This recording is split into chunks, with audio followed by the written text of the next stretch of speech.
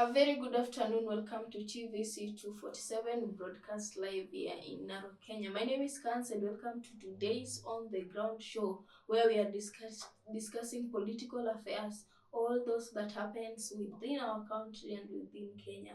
And today in the studio we have with us Powell Ogutu, a student political analyst. Is that introduction okay? A very, very noble Thank you. introduction. I'm very grateful to meet you.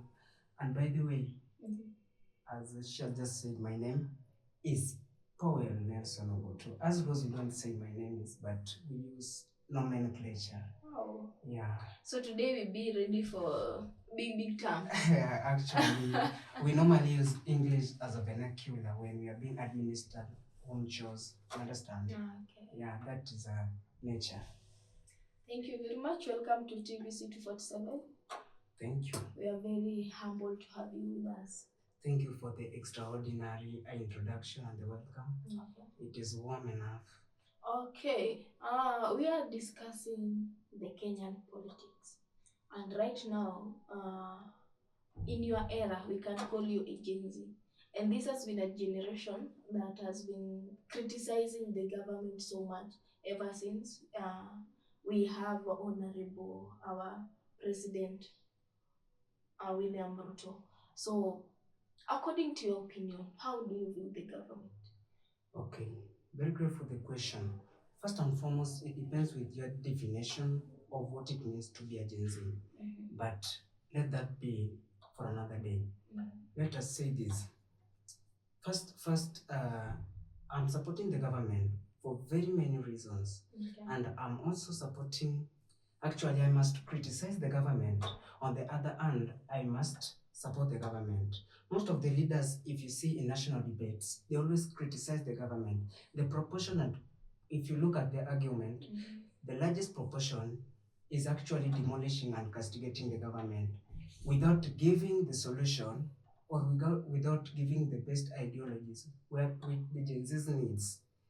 Gen Z's, we always navigate on the basis of what we refer as ideologies and then optimism in our leaders. So before we get into that, you asked me about how I see the government as a Gen Z, on the Gen Z perspective. Or right? at your own personal level. My own personal level, which is very great. First and foremost, the government of Kenya is doing great. And there are some very many reasons to why I'm saying that the government of Kenya is doing a very great work. But once a philosopher said that if human beings were to be angels, then there is no need of the government. On the basis of that remark alone, it shows that nobody is perfect. Nobody is perfect. We only try, and we must rise as a nation, not as a perfection, but we must rise as a nation in love, unity, and in peace. Okay. So to you, yourself that you support, and again, you don't criticize without a reason. I don't criticize blindly. Most of the things happening with our Gen Zs, some of our leaders, political key figures, they have been reasoning on our behalf. And for instance, let me say this because I like epitomizing my argument. Most of the time in national debates, let us take for instance, when they say that we need to move our country from a third world country to a first world country, a remark which was made by our beloved president, right? Yeah. Perhaps the word beloved might irritate you, but I'm speaking on my behalf. I'm defending only one vote. Okay. So in this case, most of the leaders may be saying that it is impossible for Kenya to move from a third world country to a first world country, right? And there are factors that must be considered for a country to be counted as a first world country. And number one, we must look at the housing. We must have affordable housing, decent, affordable, which means that most of the citizens can acquire. And then we must have strategical assets, modernized, like the airport. And you can see our president recently said that our airport is supposed to be rebuilt or to be modernized For Kenya to be a first world country, we must have a decent airport to actually attract foreign investors. Okay, according to your explanation, you have just entered into, let me say, some of the words that our president said during the state briefing. And affordable housing, the ASLA fund are one of the major things he viewed. I know he talked about a lot of things, but according to what you have just explained right now, in that era, how do you think, in that perspective, how are these beneficial to a normal Kenyan citizen? To a normal citizen, meaning according to your definition of a normal citizen, ordinary citizen, Ordinary, like meaning someone who both employed depends. and unemployed are both this group described as ordinary. Or If you which say, what do you if you mean by say, saying okay, that if you say employed, I'm talking about those who hustle. Let me use the term hustlers out there. Those who strive so much to be somewhere. Yeah, not the ones who I can say they are employed. Let us not use the word employed or unemployed. I'm talking about hustlers, those who hustle to be somewhere, those who strive so hard to be somewhere. Okay, according to actually, if you look at the stages in which our or the horizon in which our economics is actually glittering at, you will find that even primary teachers and some people, they cannot meet the requirements. The economy is high more than what is in their pocket. Is that true? So meaning that most of the teachers, if we take for an instance in Nairobi, a primary teacher cannot build his own house, right? Yeah. A primary teacher cannot actually build his own house. So for in this case, if some leaders are repudiating this, saying that there's no need of affordable houses, tell me how this teacher is going to build his or her own house. Because some of these leaders have got multi-million mansions. They don't see the importance of that affordable house. And for instance, our president uses the Singapore perspective in that one. He uses Singapore, South Korea, North Korea, some countries like that. The first thing they must leverage is the affordable housing. They must see to meet the standard requirement. There's nothing good like decent accommodation in a country. So to you prefer a decent accommodation? A decent accommodation which favors the pocket. Okay. Oh, wait, what do you mean by which favors the pocket? From the term affordable. Okay, we have those who don't need affordable housing because their pocket is favorable to them. Right, those are politicians. No, But if you see even the narrative in which the current regime, the KK regime, used to campaign was bottom-up agenda, better, the bottom-up economic and transformative agenda, meaning that we just put those people who are at the bottom. Yes. The term bottom means financially down. So we don't want to concentrate much on those people who are financially able. Yeah, and most of them are politicians.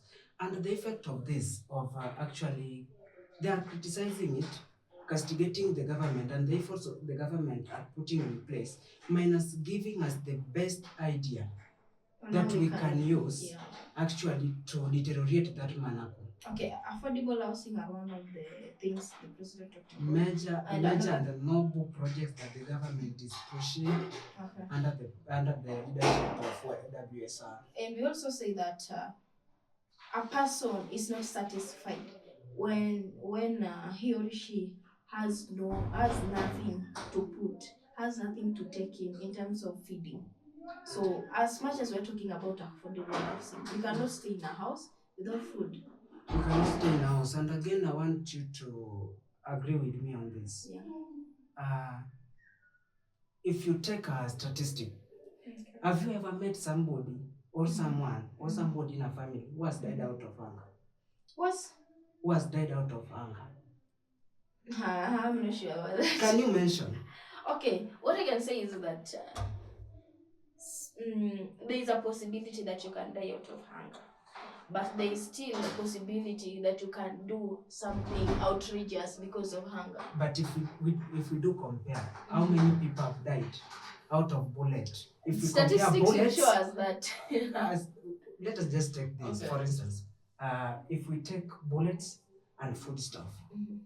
which one has caused A lot of deaths. a lot of deaths? Bullets. Bullets, right? Yeah. And by the way, you cannot build a country overnight. Okay. And you cannot destroy a country overnight. Okay. If we see the political journey of Kenya, it has transitioned through several decades. Starting from when we were being colonized in the year 1895, we became the British colonies in the year 1895. And then we gained our independence in the year 1963. After independence, we came to introduction of multi-party in the year 2002. And then after that, we began the transformation of 2010 what?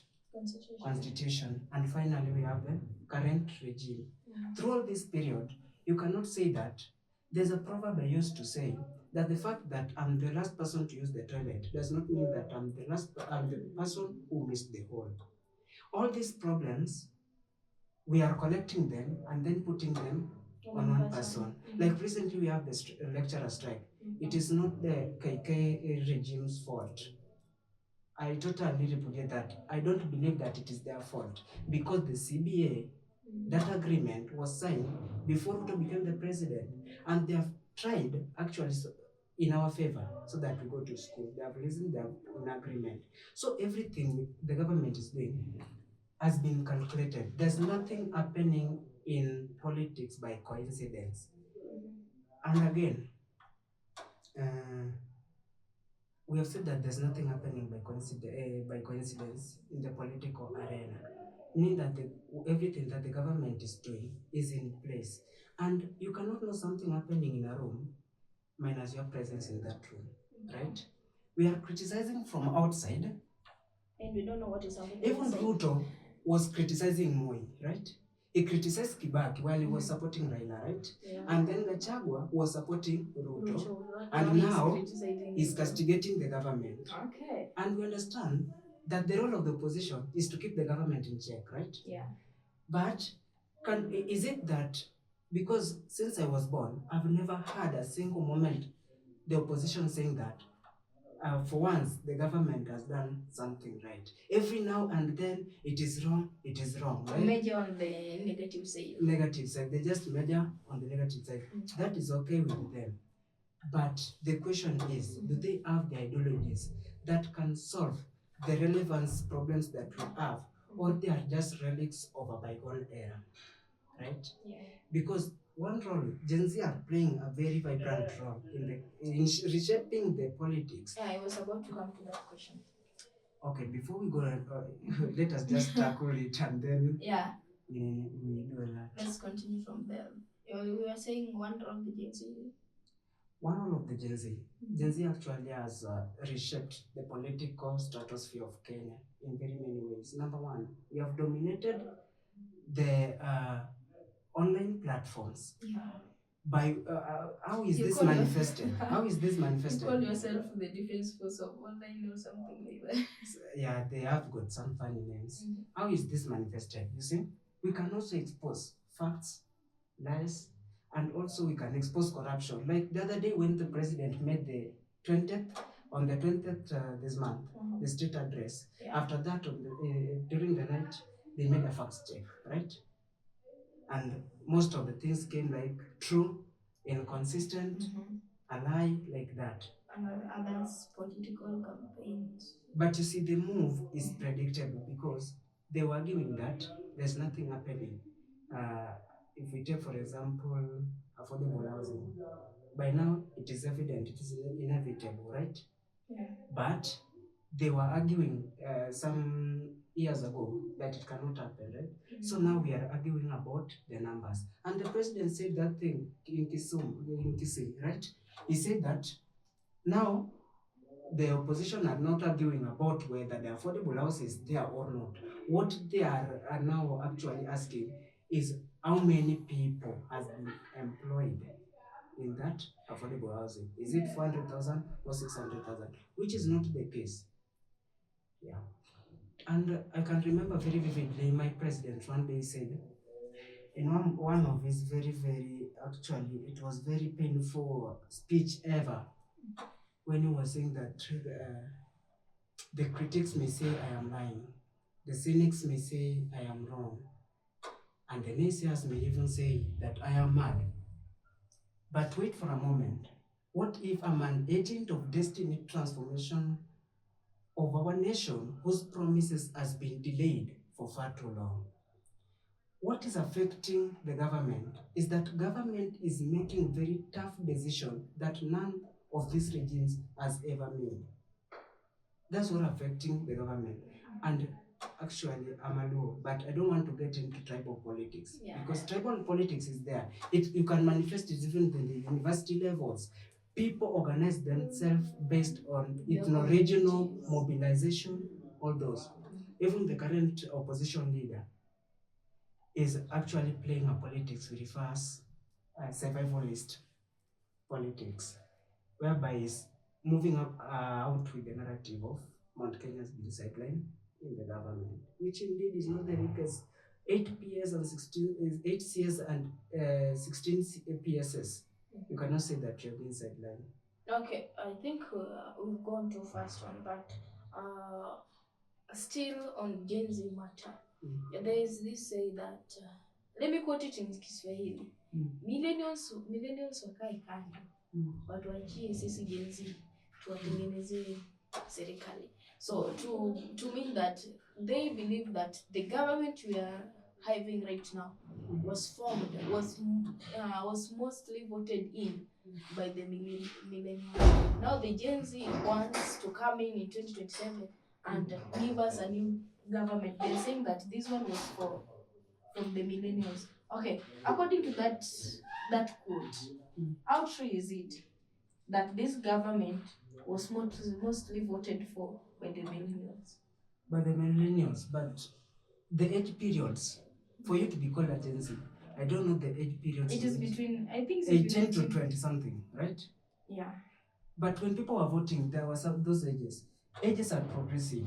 It is not static. There's somebody, when we reach the general election in 2027, they will be turning 50.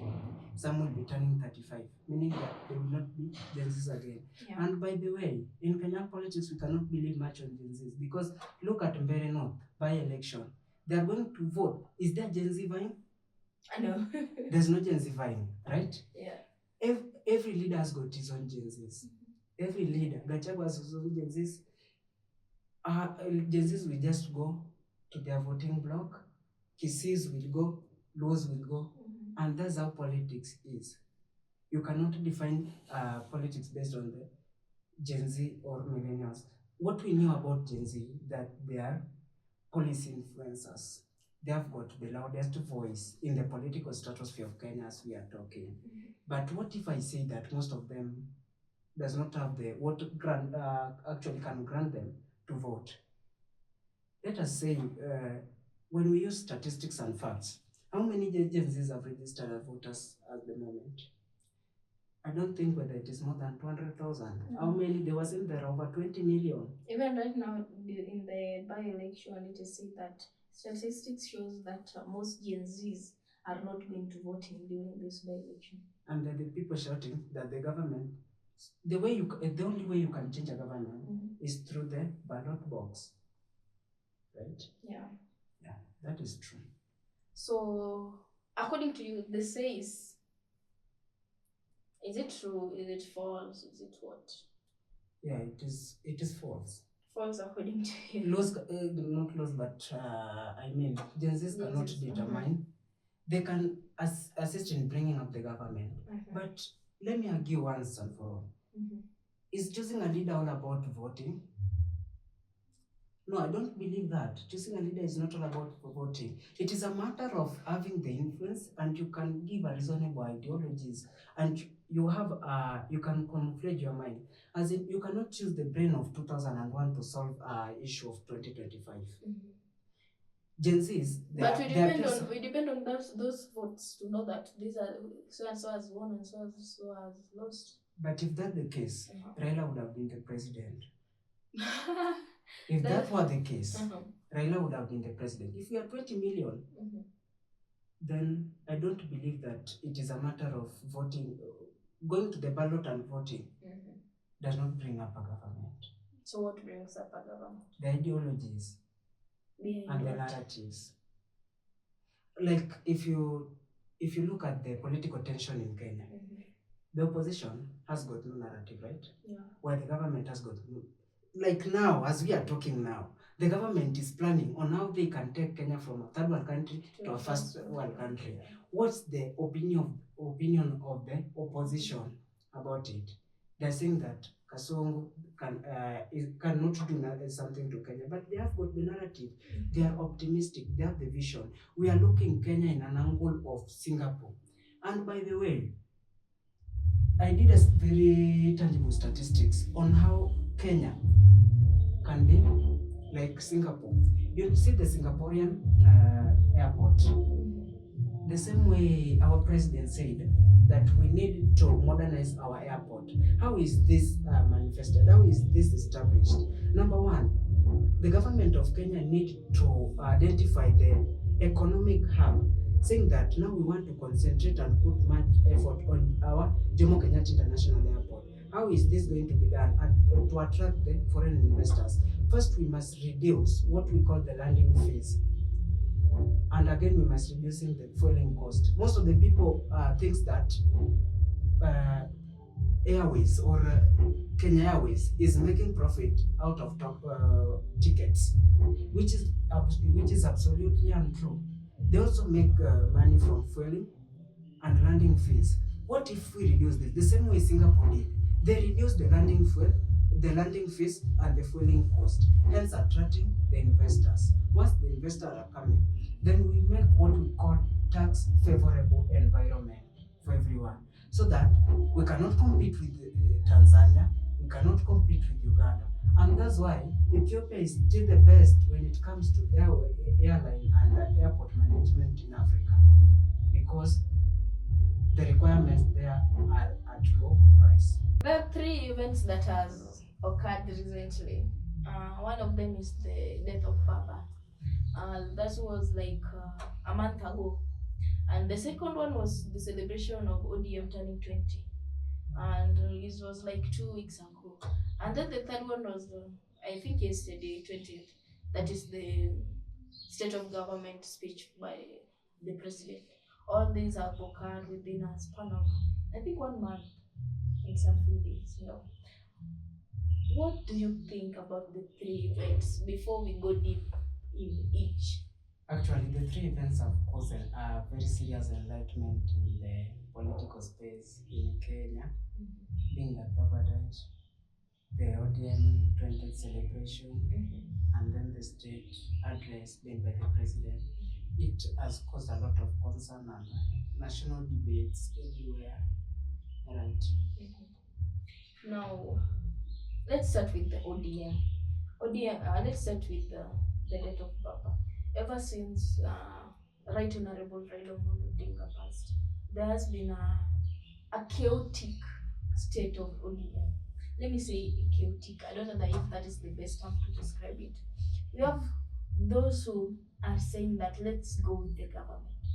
We have, because Baba left us with the government.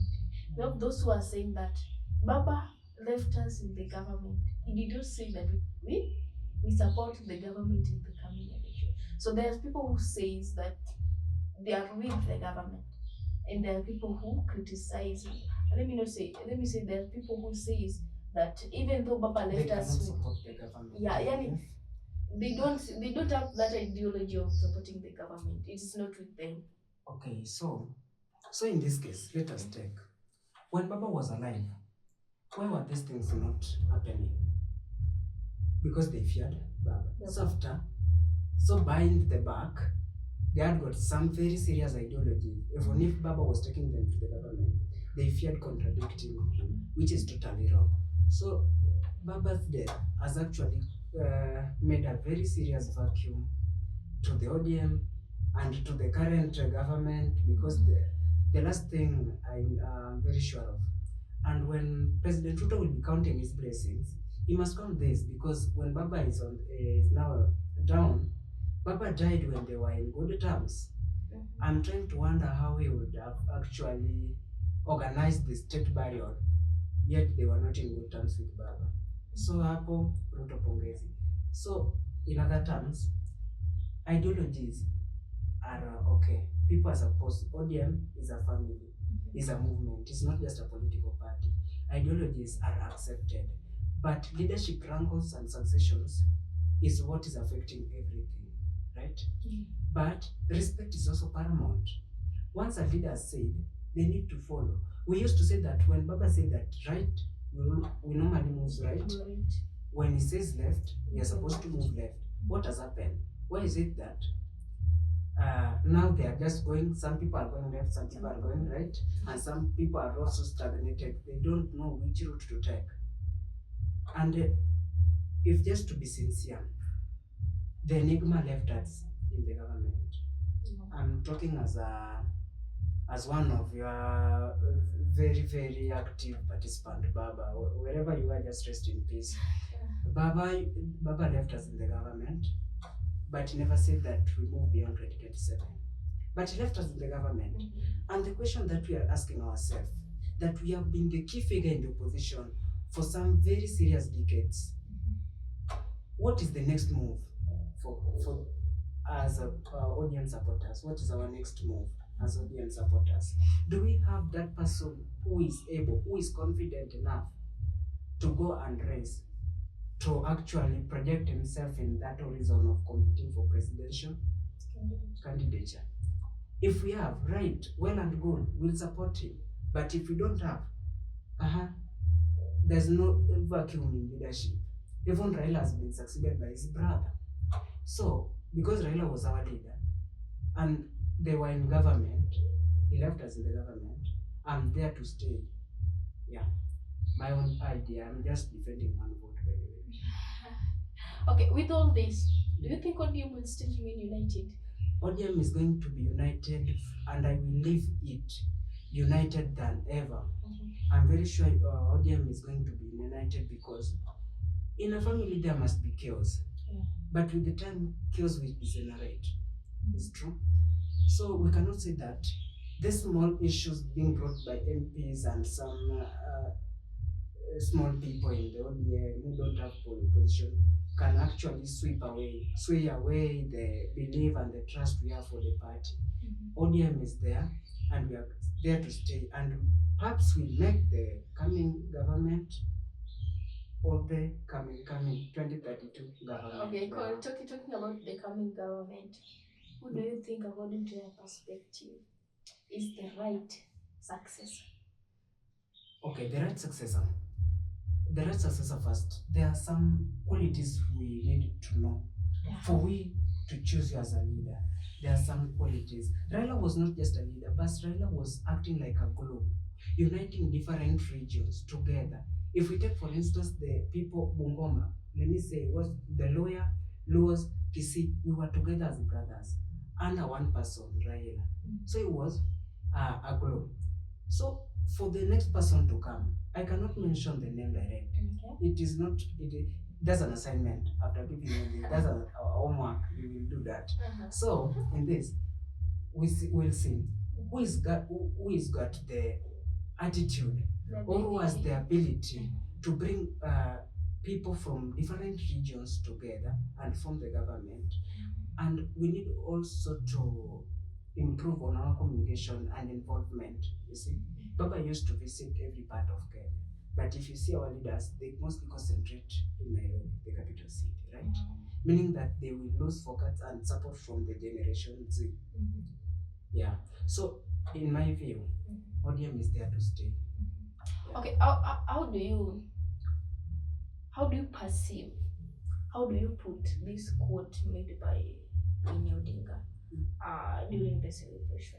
He said that ODM is not something to be discussed. It's not a bedroom matter. It's not something to be discussed under close.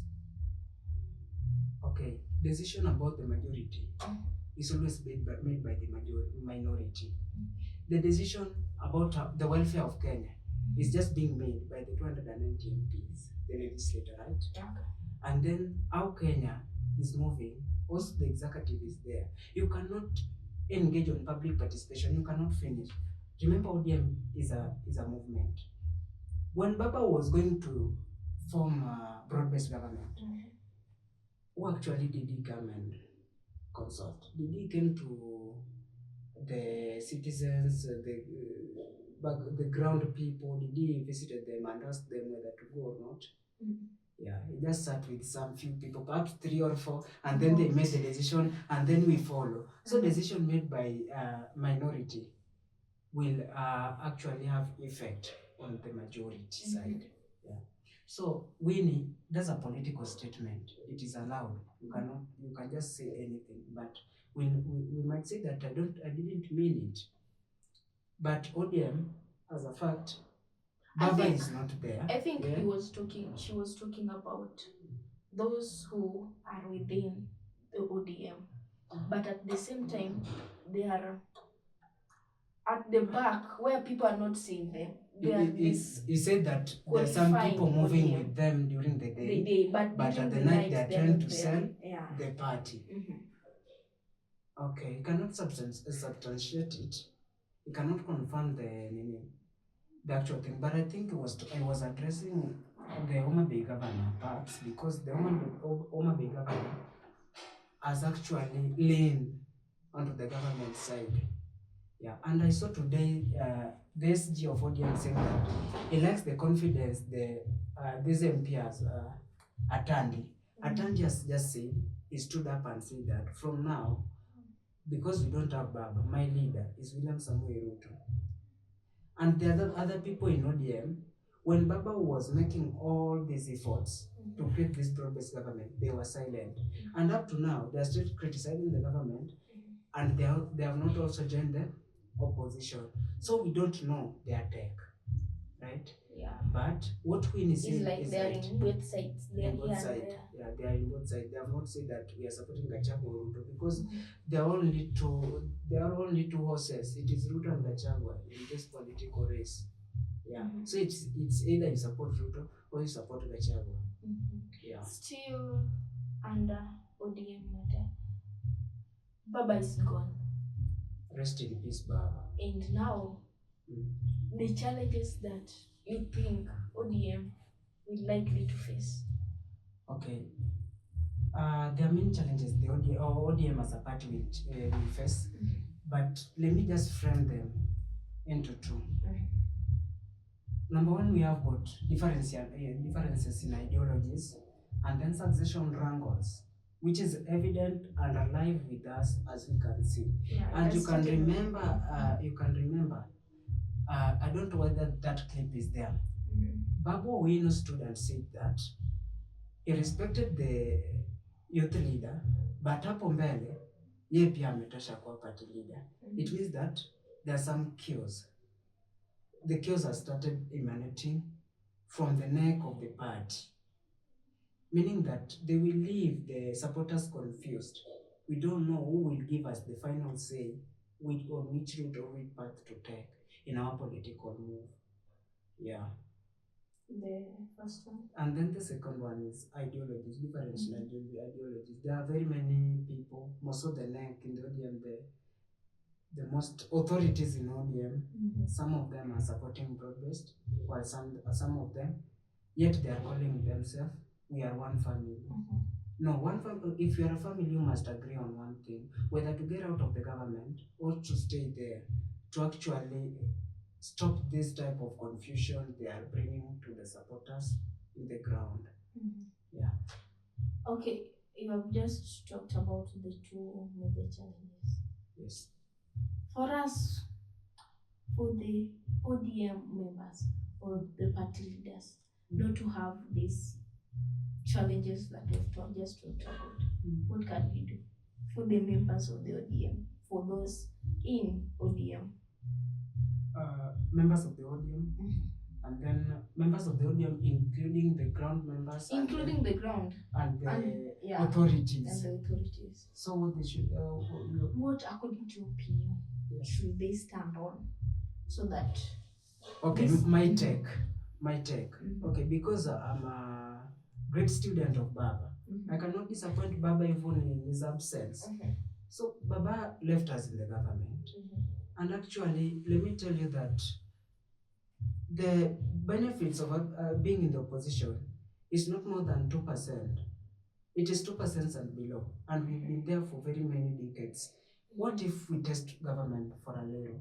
Even if we don't have got the greatest position and the greatest portion in the government, but some of our sons and daughters are inside there. Let us not be have that mentality of fighting them more than those people who are supposed to fight them. Let us support them as brothers and sisters on the soil. Yeah. Thank you so much.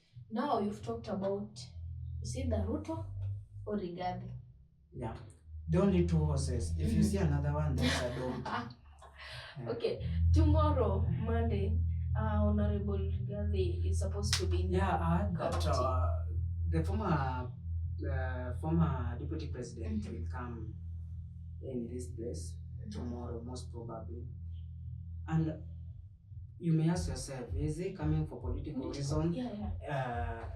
engagement with the local leaders, or development? Bear in mind that we have a by-election in Narok County. MCA is coming to campaign for his DCP member, right? So number one, we need to cut out development. He's not holding any public office. He cannot actually assist in any development. Okay. He can also only assist in empowerment, which is minimal chances. So he's coming to engage with the local leaders, DCP local leaders, and to campaign for his MCA, which is good. Yeah. We must just respect him. It is good to campaign. He's just exercising his political rights. So what I'm expecting tomorrow, that he's supposed to campaign and keep the government on check, but not to castigate, demolishing, and scolding the government, right, left, and center. Okay, but in campaign we expect everything. In such an event, anything can happen. But it's not a general election. Let us just, for peace to reign, let us accept, let him use any other word he can use. Just for peace to reign. Okay. Yeah. Now, you have concluded that it is political. It is political. To some degree, it is very political. That is coming to campaign, nothing else. A politician is always a politician. Yeah. Okay. What do you think is something that these politicians should consider coming 2027 general election? You have said we have two houses. Now, what do you think they should consider mostly? Because we are expecting 2027 general election very soon. 2027 is soon to come. Yeah. Okay, number one, if we start with the government, there are things that you must put in place. Because government is defending the seat while opposition wants the seat, right? So for government to stay there in 2027, for them to be re-elected, there are a number of things that they need to consider. Number one, we have got the public finance and the budget executions. When this is affected, in a way that there is low cash flow, like people nowadays, if you see at the national debates, the discussion revolves around cost of living, youth activism, we have got the taxation and the future governance. That's where people measure their debates. So in this case, the governments need to prioritize and disburse the monies for county government and the national government. They need to disburse all these monies in time, all these finances in time, to actually stop that kind of delay, And then another thing, they need to strengthen what we refer to as empowerment, not empowerment rather, but they need to strategize on contracts in counties, and then stop this kind of delay in rewarding contracts. Like you see, recently Sami Kioko was complaining about the Machakos government failure to pay him after the contract. You see? Yeah, I was crying about that. So they need to strategize everything and also increase youth engagement and internship. Yeah. Okay. For them to be only for them to be re-elected. I don't want to talk much about opposition because they have nothing. They just want. Mhm. But government is there and they have everything. Mhm. So it is the government to tighten everything while opposition to push. Mhm. Yeah, but we will be voting based on narrative and remarkable actions. Okay. Yeah. Being that all this tension is here as Kenya in political air, do you think that we will still remain united as Kenyans? Okay, as Kenyans, Mhm. since 1963, we Yeah. have been in rankings, but we have been, as Kenyans, we have been together. That's why Baba said that before you reason as a Luo, reason as a Kenyan first. What does that one mean? We need to put Kenya in everything first. When we go outside Kenya, we need to reason as Kenyans. We need not to badmouth our country in foreign countries. Yeah. So I believe that we are together, we love each other, based, even if we are ideologies based on tribes, differ sometimes. Yeah. But we are just together. And opposition also. Opposition, even if they go outside, they will. I recently, when our former president moved to overseas, he badmouthed our country, right? He talked about the president supporting the RSF in Sudan and the major cause of that war, right? It was badmouthing, which is totally not democratic, and it shows that you don't have love towards your country. But as Kenyans, we are being defined as Kenyans. Yeah. And we are known, even if you look at the comment section in all these political platforms, you will see that where is Kasongo children? Yeah, we are known and we are being respected in the one. Yeah, the pride of Africa. Thank you very much to our viewers. He has been my panelist on the board today. We are discussing about the current political affairs in Kenya. I don't know which party you have captured, but it has been a lot. It has been a nice one. And maybe take this time, talk to somebody. Okay, thank you. As we want to adjourn this, I want just to talk to youths. This country we call home, this country we call Kenya, this country our motherland. This country has faced a lot of challenges. This country has faced a lot of ups and downs. But I'm very elated that we've never let darkness define us. And by the way, we need to move forward as a country. As Zig Ziglar said once, that we need not to be great to start, but we need to start to be great. Gen Z's, parents and politicians, let us sit back and reflect what we can do to the nation. Let us not be a generation waiting for that, what nation can just do to them. Posterity will judge if only that we do is to take from the nation. Thank you. Those have been such a wonderful words of wisdom that we have just heard here at TVC 247. And many of beautiful hosts. My name is Kaz. Stay tuned to more. Like, subscribe if you like this kind of content.